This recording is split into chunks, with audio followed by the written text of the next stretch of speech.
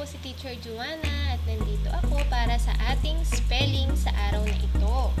Kailangan pong makinig mabuti sa sasabihin ni Teacher na mga tunog dahil ang tunog ng dalawang letra ay pagsasamahin o pagdidikitin para makabuo ng isang pantig para kayo ay makabasa at maging isang grade 1. At kung may number po o pantig na hindi masyado nakinig, pwede pong paulit-ulitin ang aking video.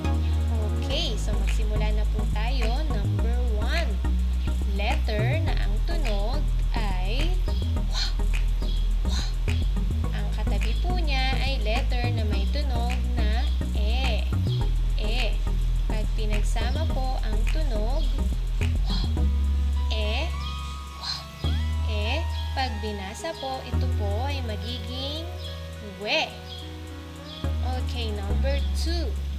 Letter na may tunog na wa.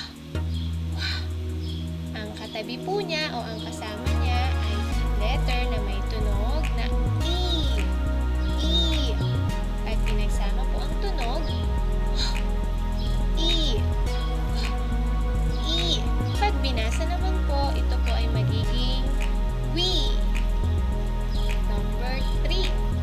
Letter na ang tunog ay wa. Ang katabi po niya ay letter na may tunog na a. Pag pinagsama po ang tunog a. Pag binasa, ito po ay magiging wa. Number 4. Letter na ang tunog ay katabi po niya ay letter na may tunog sa Tagalog na U. Pag pinagsama po ang tunog, U. Ang basa po dito sa pantig na ito ay U. Last number 5.